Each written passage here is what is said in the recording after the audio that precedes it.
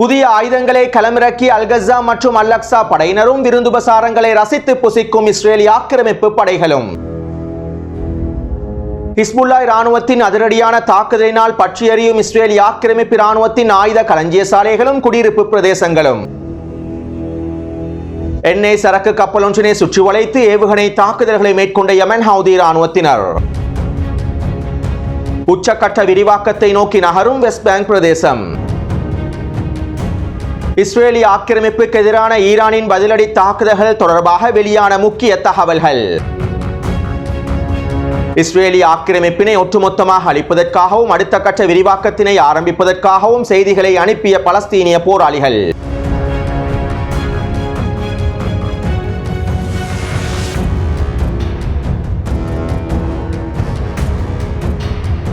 நேற்றைய காணொளியில் ஒரு முக்கியமான விடயம் ஒன்றினை குறிப்பிடுவதற்கு தவறிவிட்டேன். அதாவது பலஸ்தீனிய எதிர்ப்பு குழுக்கள் அனைவரும் ஒன்றிணைந்து லெபனானிலே இருக்கக்கூடிய எதிர்ப்பு குழுக்களுக்கு ஒரு செய்தி ஒன்றினை வழங்கியிருந்தார்கள். அல்-கஸ்ஸாம் படையினர், அல்-குதுஸ் படையினர் மற்றும் ஏனைய படைக்குழுக்கள் அனைவரும் ஒன்றிணைந்து லெபனானிலே இருக்கக்கூடிய ஹிஸ்புல்லாஹ் இராணுவத்திற்கும் ஏனைய எதிர்ப்பு குழுக்களுக்கும் ஒரு விசேட செய்தி ஒன்றினை, கடிதம் ஒன்றினை அனுப்பியிருந்தார்கள். இந்த கடிதத்தின் மூலமாக தெரிவிக்கப்பட்டிருக்கக்கூடிய விடயத்தின் சுருக்கத்தினை குறிப்பிடுகின்றேன். அன்புள்ள சகோதரர்களே, காசாவின் இதயத்திலிருந்தும் யுத்த களத்திலிருந்தும் நமது உறுதியான மற்றும் பொறுமையான மக்களின் துன்பத்தின் இதயத்திலிருந்தும் தேசத்தின் வரலாற்றில் இந்த முக்கியமான தருணத்தில் இந்த வார்த்தைகளை உங்களுக்கு அனுப்புகின்றோம். எதிரிகள் கணிப்புகளிலும் கணிப்பீடுகளிலும் தவறு செய்துவிட்டார்கள். மேலும் நீங்கள் உங்களுடைய பணியை தகுதியுடன் நிறைவேற்றுவீர்கள் என்பதில் நாங்கள் உறுதியாக இருக்கின்றோம். மேலும் உங்களுடைய முயற்சிகளையும் தியாகத்தையும் நாங்கள் பயனுள்ளதாக காண்கின்றோம். எங்களுடைய சகோதரர்களே, போர் வீரர்களே, மீண்டும் ஹைபர் வாயிலை திறப்பதற்கான நேரம் வந்துவிட்டது. இஸ்ரேலிய ஆக்கிரமிப்பினை மொத்தமாக இல்லாதொழிப்பதற்கான நேரம் வந்துவிட்டது. அல்-அக்ஸா வெள்ளப்போரில் எங்களுடைய பொறுமையையும் பெருமையையும் பகிர்ந்து கொள்பவர்களே, எங்கள் போராட்டத்தில் எங்களுக்கு ஆதரவளிப்பவர்களே, நாங்கள் உங்களுக்கு ஒரு விடயத்தினை குறிப்பிடுகின்றோம். வெற்றியானது நெருங்கிவிட்டது. எங்களுடைய வீரமிக்க போராளிகள் மற்றும் எங்களுடைய வீரமிக்க மக்களுடைய வெற்றி நெருங்கிவிட்டது. எனவே ஹைபர் வாயிலை திறப்பதற்கான நேரம் வந்துவிட்டது. இஸ்ரேலிய ஆக்கிரமிப்பினை மொத்தமாக இல்லாதொழிப்பதற்கான நேரம் வந்துவிட்டது என குறித்த கடிதத்தின் மூலமாக பலஸ்தீனிய போராளிகள் ஹிஸ்புல்லாஹ் இராணுவத்திற்கு செய்தி ஒன்றினை அனுப்பியுள்ளார்கள். சுருக்கமாக குறிப்பிடுவதாக இருந்தால், இரண்டாம் கட்ட தாக்குதல்களை ஆரம்பிப்பதற்கான கடிதமாகவே இந்த கடிதத்தினை அனுப்பியுள்ளார்கள். பலஸ்தீனிய போராளிகளினதும் ஏனைய எதிர்ப்பு அச்சுக்களினதும் இரண்டாம் கட்ட தாக்குதல்கள் தொடர்பாகவும் விரிவாக்கம் தொடர்பாகவும் முன்னே காணொளிகளில் நான் தெளிவாக குறிப்பிட்டுள்ளேன். இந்த இரண்டாம் கட்ட விரிவாக்கத்திலே ஹிஸ்புல்லாஹ் இராணுவத்தினர் மிகப்பெரிய பங்கொன்றினை வகிக்கப் போகின்றார்கள். காசாவின் யுத்தகலத்தில் பலஸ்தீனிய போராளிகள் இஸ்ரேலிய ஆக்கிரமிப்பின் இரண்டு கால்களையும் துண்டித்து விட்டார்கள். இந்த இரண்டாவது கட்டத்தில் அனைவரும் ஒன்றிணைந்து இஸ்ரேலிய ஆக்கிரமிப்பின் இரண்டு கைகளையும் துண்டிக்கப் போகின்றார்கள். எனவே இஸ்ரேலிய ஆக்கிரமிப்பின் இரண்டு கைகளையும் துண்டிப்பதற்கான அடுத்த கட்ட விரிவாக்கத்தினை உருவாக்கும் வகையிலேயே பலஸ்தீனிய போராளிகளுடைய இந்த கடிதம் அமைந்துள்ளது. தற்போது காசாவின் யுத்த நிறுத்த பேச்சுவார்த்தைகள் அனைத்தும் தோல்வியில் முடிவடைந்து விட்டன.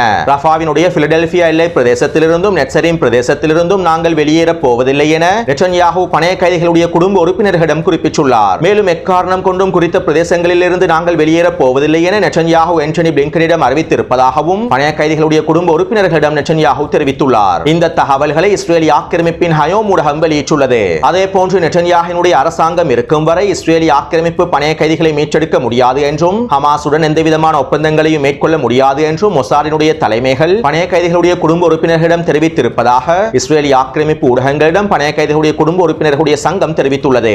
இதற்கு பிறகு இஸ்ரேலிய ஆக்கிரமிப்பினால் ஒரு பொழுதும் பணைய கைதிகளை உயிருடன் மீட்டெடுக்க முடியாது என இஸ்ரேலிய ஆக்கிரமிப்பின் இராணுவ ஆய்வாளர்களும் இஸ்ரேலிய ஆக்கிரமிப்பு ஊடகங்களிடம் குறிப்பிட்டுள்ளார்கள். இஸ்ரேலிய பணைய கைதிகளுடைய குடும்ப உறுப்பினர்கள் மேற்கொண்டிருக்கக்கூடிய அனைத்து ஆர்ப்பாட்டங்களும் போராட்டங்களும் அழுத்தங்களும் முழுமையாக தோல்வியடைந்து விட்டது என்றும் குறித்த ஆய்வாளர்கள் சுட்டிக்காட்டியுள்ளார்கள். அது மட்டுமல்லாமல் இஸ்ரேலிய ஆக்கிரமிப்பு இனப்படுகொலை பயங்கரவாத இராணுவ தலைமை அதிகாரி இவ்வாறு தெரிவித்துள்ளார். நாங்கள் காசாவில் அதிகளவான இராணுவ ரீதியிலான இழப்புகளை சந்தித்து விட்டோம். இதற்கு பிறகு காசாவிலே நிரந்தர யுத்த நிறுத்தத்தினை ஏற்படுத்துவதற்கான ஒப்பந்தங்கள் கைச்சாத்திடப்படுமாக இருந்தால் நான் என்னுடைய பதவியினை ராஜினாமா செய்வேன் என்றும் இஸ்ரேலிய ஆக்கிரமிப்பு இனப்படுகொலை பயங்கரவாத இராணுவ தலைமை அதிகாரி தெரிவித்துள்ளார். ஆரம்பத்தில் பயங்கரவாத இராணுவ தலைமை அதிகாரி நெட்டன்யாஹுவுக்கு எதிராகவே செயற்பட்டிருந்தார். காசாவில் எப்படியாவது யுத்த நிறுத்தத்தினை ஏற்படுத்த வேண்டும் என்றும் பணைய கைதிகளுடைய பரிமாற்றத்தினை மேற்கொள்ள வேண்டும் என்றும் நெட்டன்யாஹுவுக்கு அழுத்தங்களை வழங்கியிருந்தார். ஆனால் நெட்டன்யாஹூ தந்திரமாக காய்களை நகர்த்தி இஸ்ரேலிய ஆக்கிரமிப்பு இராணுவ தலைமை அதிகாரியையும் அவருக்கு சார்பாக வரவழைத்து விட்டார். இதனால் தான் தற்போது இஸ்ரேலிய ஆக்கிரமிப்பு இனப்படுகொலை இராணுவ தலைமை அதிகாரியும் நெட்டன்யாஹுவுக்கு ஆதரவாகவும் யுத்த நிறுத்த பேச்சுவார்த்தைகளுக்கு எதிராகவும் இருக்கின்றார் என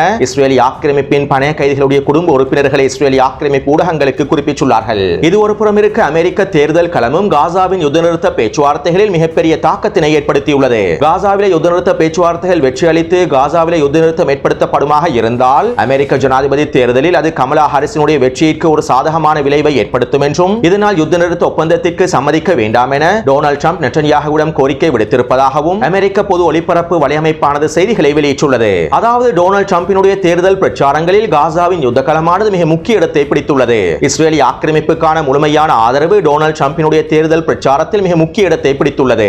அதே போன்று தன்னுடைய பதவியினை பாதுகாத்துக் கொள்வதற்கும் தன்னுடைய கௌரவத்தை பாதுகாத்துக் கொள்வதற்கும் இந்த யுத்தத்தினை தொடர்வதற்கும் நெட்டன்யாகுவுக்கு டொனால்ட் ட்ரம்ப் தேவைப்படுகின்றார். இதனால் டொனால்ட் ட்ரம்பும் நெட்டன்யாகுவும் ஒன்றிணைந்து காய்களை நகர்த்துகின்றார்கள். அமெரிக்க தேர்தல் களத்தில் டொனால்ட் ட்ரம்ப் வெற்றி பெறும் வரை நெட்டன்யாகு காத்துக் கொண்டிருக்கின்றார். காசாவிலே யுத்தத்தினை நெட்டன்யாகு தொடர்வதன் மூலமாக அமெரிக்க தேர்தலிலே வெற்றி பெற முடியும் என டொனால்ட் ட்ரம்ப் எதிர்பார்த்துக் கொண்டிருக்கின்றார். இருப்பினும் இவர்கள் இருவரும் எவ்வளவு தான் சூழ்ச்சிகளையும் திட்டங்களையும் வகுத்தாலும் இஸ்ரேலிய ஆக்கிரமிப்பினுடைய தோல்வியை, இஸ்ரேலிய ஆக்கிரமிப்புடைய வீழ்ச்சியை, ஜியோனிஸ் ஆக்கிரமிப்புடைய வீழ்ச்சியை யாராலும் தடுத்து நிறுத்த முடியாது. அடுத்து ஈரானின் பதிலடி தாக்குதல்கள் தொடர்பாக ஈரானின் IRGC குதுஸ் படையினுடைய ஊடக பேச்சாளர் பிரிகேடியர் ஜெனரல் அலி முகமது நைனி அவர்கள் ஊடகங்களிடம் இவ்வாறு தெரிவித்துள்ளார். இன்று ஜியோனிஸ் ஆக்கிரமிப்பு தோல்வியை ஒப்புக்கொண்டுள்ளது. மேலும் அமெரிக்க அரசியல்வாதிகள் கூட இந்த உண்மையை ஒப்புக்கொண்டுள்ளார்கள். ஏனென்றால் ஜியோனிஸ் ஆக்கிரமிப்பு இதுவரை எந்த விதமான இலக்குகளையும் அடையவில்லை. அத்தோடு ஈரானிய மக்கள் புத்திசாலிகள் மற்றும் ஈரானிய ஆயுதப்படைகளின் தளபதிகள் மிக உயர்ந்த முடிவெடுக்கும் மட்டங்களில் அனைத்து நிலைமைகளையும் மிக கவனமாக மதிப்பீடு செய்து வருகின்றார்கள். துல்லியமான மற்றும் கணக்கிடப்பட்ட முடிவுகளை எடுக்கின்றார்கள். தந்திரமாகவும் பயனுள்ள செயல்களின் மூலமாகவும் எதிரியின் கணக்கீடுகளை மாற்றுகின்றார்கள். தற்போது நேரம் எங்களுடைய பக்கத்தில் உள்ளது.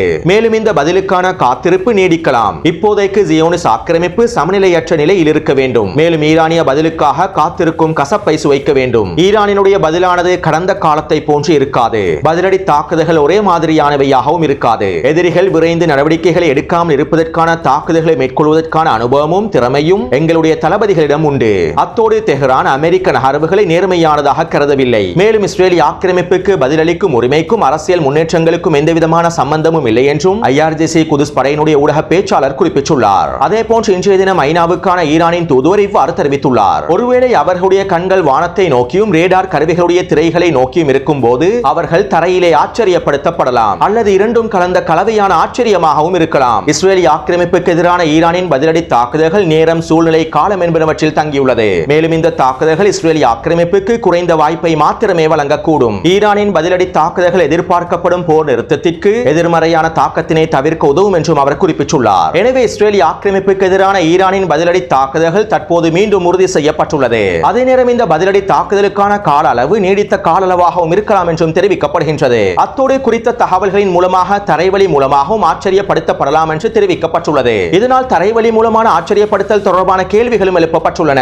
ஈரானிய தரப்பினர் தாக்குதல்களை மேற்கொள்ளும் சந்தர்ப்பத்தில் ஹிஸ்புல்லா ராணுவத்தினரும் ஏனைய எதிர்ப்பு அச்சு முனைகளும் இஸ்ரேலிய ஆக்கிரமிப்புக்குள்ளே ஊடுருவல் தாக்குதல்களை மேற்கொள்வதற்கு தான் இவ்வாறான விடயங்களை குறிப்பிட்டுள்ளார்கள் என்கின்ற கேள்விகளும் எழுப்பப்பட்டுள்ளன. அதே நேரம் ஹிஸ்புல்லா ராணுவத்தினர் இஸ்ரேலிய ஆக்கிரமிப்புக்கு எதிராக இரண்டாம் கட்ட விரிவாக்கத்தினை ஆரம்பித்ததற்கு பிறகு ஏற்படக்கூடிய உச்சக்கட்ட புள்ளியில் ஈரானிய தரப்பினர் தாக்குதல்களை மேற்கொள்வதற்கான வாய்ப்புகளும் இருக்கின்றன.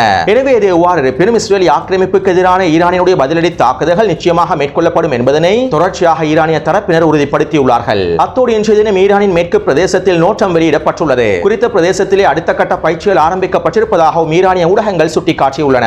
எனவே தற்போதைய சூழ்நிலையில் நாங்கள் பார்வையாளர்களாக பார்ப்பதை விட யுத்த களத்தில் இருப்பவர்களுக்கு சரியான நேரமும் காலமும் தெரிந்திருக்கும் என்பதனையும் நாங்கள் தெளிவாக புரிந்து கொள்ள வேண்டும். ஏனென்றால் யஹ்யா சின்வர் அவர்களுக்கும் ஹிஸ்புல்லா ராணுவத்திற்கும் ஈரானிய தலைமைகளுக்கும் இடையில் மிக நெருங்கிய ஒருங்கிணைப்பு காணப்படுகின்றது. தொடர்ச்சியாக யஹ்யா சின்வர் அவர்கள் எதிர்ப்பு அச்சுக்களுடன் ஒருங்கிணைந்த செயற்பாடுகளை மேற்கொண்டு வருகின்றார். எனவே ஹிஸ்புல்லா ராணுவத்தினுடைய விரிவாக்க தாக்குதல்களும் ஈரானுடைய பதிலடி தாக்குதல்களும் யமன் ஹவுதி ராணுவத்தின் விரிவாக்க தாக்குதல்களும் யஹ்யா சின்வர் அவர்களுடைய ஒருங்கிணைப்புடன் தான் மேற்கொள்ளப்படும் என்பதனையும் நாங்கள் தெளிவாக புரிந்து கொள்ள வேண்டும்.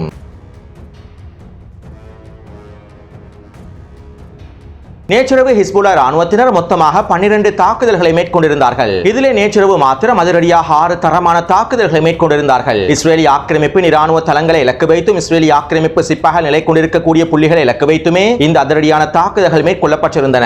மேலும் இந்த தாக்குதலில் நேற்றைய தினம் மாத்திரம் 10க்கும் அதிகமான இஸ்ரேலிய ஆக்கிரமிப்பு சிப்பாய்கள் கொல்லப்பட்டும் படுகாயமும் அடைந்துள்ளார்கள். அடுத்த இன்று காலை ஹிஸ்புல்லா ராணுவத்தினர் ஆக்கிரமிக்கப்பட்ட கோலன் குன்று பிரதேசத்தில் இருக்கக்கூடிய ஸ்னோபார் தளத்தினுடைய ஆயுத களஞ்சிய சாலையை இலக்கு வைத்து புர்கான் ஏவுகணை தாக்குதல்களை மேற்கொண்டு மேற்கொண்டுள்ளார்கள். இந்த தாக்குதலினால் குறித்த பிரதேசத்திலே மிகப்பெரிய பெருவெடிப்பு ஏற்பட்டிருப்பதாகவும் தீப்பரவல் ஏற்பட்டிருப்பதாகவும் இஸ்ரேலிய ஆக்கிரமிப்பு ஊடகங்கள் குறிப்பிட்டுள்ளன.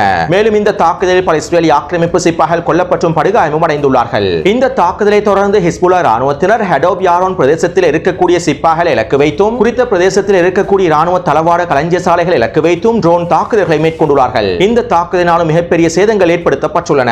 இதைத் தொடர்ந்து இஸ்ரேலிய ஆக்கிரமிப்பின் ரிசர்வ் படைகளுடைய ஆயுத களஞ்சியசாலையான அமிதா தளத்தினை இலக்கு வைத்து ஹிஸ்புல்லா ராணுவத்தினர் 3 ட்ரோன் தாக்குதல்களை மேற்கொண்டுள்ளார்கள். இந்த ட்ரோன் தாக்குதலினால் குறித்த ஆயுத களஞ்சியசாலையானது மொத்தமாக தரைமட்டமாக்கப்பட்டுள்ளது. லெபனானின் கிழக்கு பிரதேசத்திலே ஹிஸ்புல்லா ராணுவத்தினுடைய ஆயுத களஞ்சியசாலைகள் இலக்கு வைத்து இஸ்ரேலிய ஆக்கிரமிப்பு மேற்கொண்ட பதிலடி தாக்குதல்களுக்காகத்தான் ஹிஸ்புல்லா ராணுவத்தினர் தற்போது இஸ்ரேலிய ஆக்கிரமிப்பின் 3 ஆயுத களஞ்சியசாலைகளை இலக்கு வைத்து அதிரடியான தாக்குதல்களை மேற்கொண்டிருப்பதாக தெரிவிக்கப்படுகின்றது. அத்தோடு இன்று காலை ஹிஸ்புல்லா ராணுவத்தினர் கோலன் குன்று பிரதேசத்தில் இருக்கக்கூடிய காட்ஸ்ரின் குடியேற்ற பிரதேசத்தினை இலக்கு வைத்தும் 5 ட்ரோன் தாக்குதல்களை மேற்கொண்டுள்ளார்கள். இந்த ட்ரோன் தாக்குதலினால் 5 குடியேற்ற பிரதேசங்கள் முழுமையாக தரைமட்டமாக்கப்பட்டுள்ளன.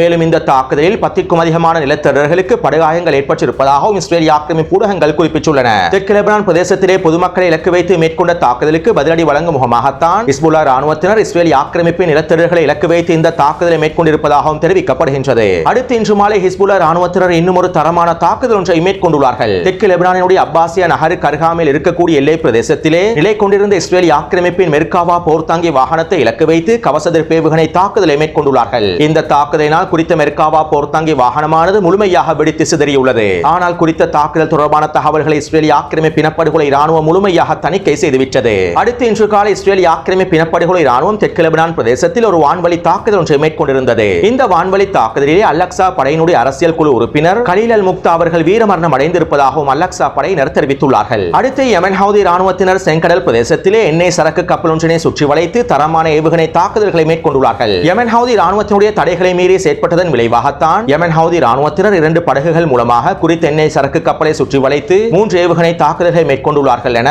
யமனுடைய ஊடகங்கள் குறிப்பிட்டுள்ளன.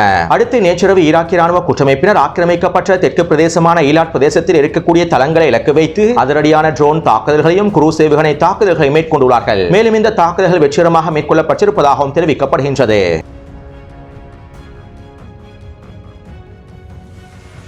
ஈரான் ஜோர்டான் எல்லையின் மூலமாக அதிகளவான ஆயுதங்களை வெஸ்ட் பேங்க் பிரதேசத்திலே குவித்து வருவதாக நேற்றைய காணொலியில் சில முக்கியமான விடயங்களை குறிப்பிட்டிருந்தேன். இதனை மேலும் உறுதிப்படுத்தும் முகமாக இஸ்ரேலிய ஆக்கிரமிப்பின் அமான் உளவு பிரிவானது இன்றைய தினம் அறிக்கை ஒன்றினை வெளியிட்டுள்ளது. ஈரானிலிருந்து ஜோர்டான் எல்லையின் மூலமாக வெஸ்ட் பேங்க் பிரதேசத்திற்குள்ளே கொண்டு வரப்படக்கூடிய வெடிமருந்துகளையும் வெடிப்பொருட்களையும் ஆயுதங்களையும் முழுமையாக கட்டுப்படுத்த முடியாத நிலைமை ஏற்பட்டுள்ளது. இதனால் இனி வரக்கூடிய நாட்களில் வெஸ்ட் பேங்க் பிரதேசத்திலே மிகப்பெரிய விரிவாக்கம் ஒன்றும் எழுச்சி ஒன்றும் ஏற்பட போகின்றது. இதற்கான எல்லா விதமான உளவு தகவல்களும் கிடைக்கப்பெற்றுள்ளன. இஸ்ரேலின் மத்திய பிரதேசங்களை இலக்கு வைத்து மிகப்பெரிய வெடிகுண்டு தாக்குதல்களும் குண்டு தாக்குதல்களும் மேற்கொள்ளப்படுவதற்கான வாய்ப்புகள் அதிகமாகவே இருக்கின்றது என்றும் இஸ்ரேலிய ஆக்கிரமிப்பின் அமான் உளவுத்துறையானது குறிப்பிட்டுள்ளது. அடுத்து யஹ்யா சினோர் அவர்கள் வெஸ்ட் பேங்கினுடைய ஹீப்ரூன் பிரதேசத்திலிருந்தும் 1948ஆம் ஆண்டு நகரங்களில் இருந்தும் ஒரு மிகப்பெரிய விரிவாக்கத்தினை உருவாக்குவதற்கு வேலை திட்டங்களை மேற்கொண்டு வருகின்றார் என இஸ்ரேலிய ஆக்கிரமிப்பின் கான் ஊடகத்தினுடைய இராணுவ ஆய்வாளர் எலிசோன் ஷோரோன் குறிப்பிட்டுள்ளார். அதாவது வெஸ்ட் பேங்க் பிரதேசத்திலே ஹீப்ரூன் பிரதேசமானது மிக முக்கியமான பிரதேசமாகும். ஹமாஸினுடைய ஆரம்ப கால கோட்டையாகவே வெஸ்ட் பேங்க் பிரதேசத்தின் ஹீப்ரூன் பகுதி காணப்படுகின்றது. ஹீப்ரூன் பிரதேசம் எழுச்சி அடைந்தால் ஹீப்ரூன் பிரதேசத்திலிருந்து விரிவாக்கம் ஆரம்பிக்கப்பட்டால் ஒட்டுமொத்த வெஸ்ட் பேங்க் பிரதேசமும் இலகுவாக விரிவாக்கத்திற்குள் சென்றுவிடும் என பலஸ்தீனிய போராளிகளின் முன்னைய தலைமைகள் குறிப்பிட்டுள்ளார்கள். எனவே இதற்கமைவாகவே தற்போது யஹ்யா சினோர் அவர்கள் வெஸ்ட் பேங்கினுடைய ஹீப்ரூன் பிரதேசத்திலிருந்து விரிவாக்கத்தினை ஆரம்பிப்பார் என்றும் இஸ்ரேலிய ஆக்கிரமிப்பின் இராணுவ ஆய்வாளர்கள் குறிப்பிட்டுள்ளார்கள். அத்தோடு வெஸ்ட் பேங்க் பிரதேசத்தினுடைய ஏனைய பகுதிகளிலும் தொடர்ச்சியான தாக்குதல்களை பலஸ்தீனிய போராளிகள் மேற்கொண்டு வருகின்றார்கள். நேற்றைக்கு முன்தினம் இஸ்ரேலிய ஆக்கிரமிப்பு வெஸ்ட் பேங்கின் டூபாஸ் பிரதேசத்திற்குள்ளே ஊடுருவியிருந்தது.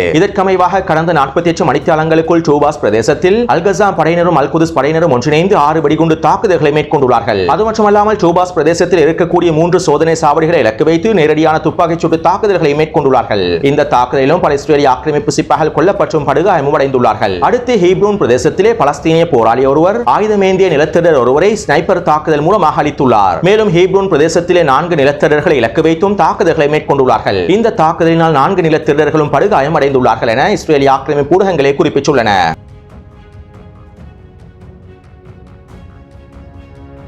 காசாவின் யுத்த காலத்தில் பலஸ்தீனிய போராளிகள் புதிய ஆயுதங்களை களமிறக்கி இஸ்ரேலிய ஆக்கிரமிப்பு படைகளுக்கு தரமான விருந்துபசாரங்களை வழங்கி வருகின்றார்கள். இதற்கமைவாக கான் யூனிஸின் வடகிழக்கு பிரதேசமான அல் கராரா பிரதேசத்தில் அல் குதுஸ் படையினர் தொடர்ச்சியான மோட்டார் குண்டு தாக்குதல்களை மேற்கொண்டுள்ளார்கள். கடந்த 24 மணித்தாளத்திற்குள் மாத்திரம் குறித்த பிரதேசத்திலே நிலை கொண்டிருக்கக்கூடிய இஸ்ரேலிய ஆக்கிரமிப்பு சிப்பாய்களை இலக்கு வைத்தும் போர்த்தாங்கி வாகனங்களை இலக்கு வைத்தும் 20க்கும் அதிகமான மோட்டார் குண்டு தாக்குதல்களை அல் குதுஸ் படையினர் மேற்கொண்டுள்ளார்கள். அத்தோடு குறித்த பிரதேசத்தில் 2 மெர்காவா போர்த்தாங்கி வாகனங்களை யாசின் ஏவுகணை மூலமாக அளித்துள்ளார்கள். அதேபோன்று அல் கஸாம் படையினர் கான் யூனிஸின் மேற்கு பிரதேசமான ஹமாத் பிரதேசத்திலே ஒரு தரமான பொறியொன்றினை வைத்துள்ளார்கள். இந்த பொறியிலே இஸ்ரேலிய ஆக்கிரமிப்பின் விசேட படைகள் சிக்கி மொத்தமாக அளிக்கப்பட்டுள்ளார்கள். மேலும் இவர்களை அள்ளிச் செல்வதற்காக வருகை தந்த 2 மெர்காவா போர்த்தாங்கி வாகனங்களையும் அளித்துள்ளார்கள். அடுத்து தேரல்பலாவின் கிழக்கு பிரதேசத்தினூடாக ஊடுருவிய 2 மெர்காவா போர்த்தாங்கி வாகனங்களை யாசின் ஏவுகணை மூலமாகவும் ஷவாஸ் வெடிகுண்டின் மூலமாகவும் அல் கஸாம் படையினர் தட்டி தூக்கியுள்ளார்கள். அடுத்து ரஃபாவின் அல் சலாம் பிரதேசத்திலே ஒமர் அல் காசிம் படையினர் நஸ்ஸல் வெடிகுண்டை களமிறக்கி ஒரு இஸ்ரேலிய படைக்குழு ஒன்றினை மொத்தமாக தட்டி தூக்கியுள்ளார்கள்.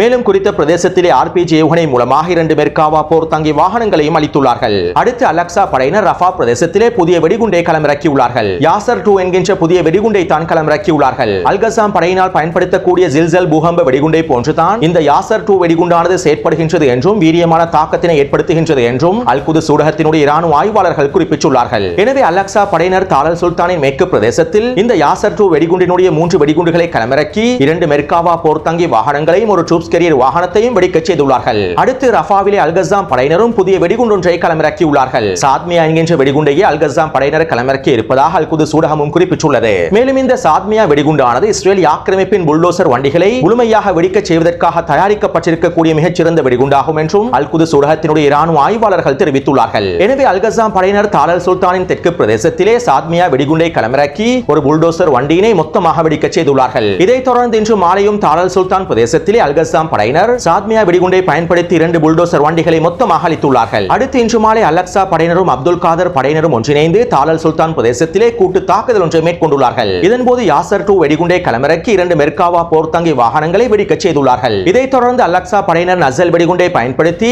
தாலல் சுல்தான் பிரதேசத்தில் இன்னும் ஒரு ட்ரூப்ஸ் கேரியர் வாகனம் ஒன்றினையும் அளித்துள்ளார்கள். எனவே நேற்று மாலை 6 மணியிலிருந்து இன்று மாலை 6 மணி வரையில் கிடைக்கப்பெற்ற தகவல்களுக்கு அமைவாக 12 மெர்காவா போர்த்தாங்கி வாகனங்களும் 2 ட்ரூப்ஸ் கேரியர் வாகனங்களும் 3 புல்டோசர் வண்டிகளும் அளிக்கப்பட்டுள்ளன. மொத்தமாக 17 போர் வாகனங்கள் அளிக்கப்பட்டுள்ளன. அதே போன்று 50க்கும் அதிகமான இஸ்ரேலிய ஆக்கிரமிப்பு சிப்பாய்கள் கொல்லப்பட்டும் படுகாயமும் அடைந்துள்ளார்கள். எனவே இந்த காணொலி தொடர்பான கருத்துக்களை பதிவிடுங்கள். தொடர்ந்து என்னுடன் இணைந்திருங்கள். நன்றி, வணக்கம்.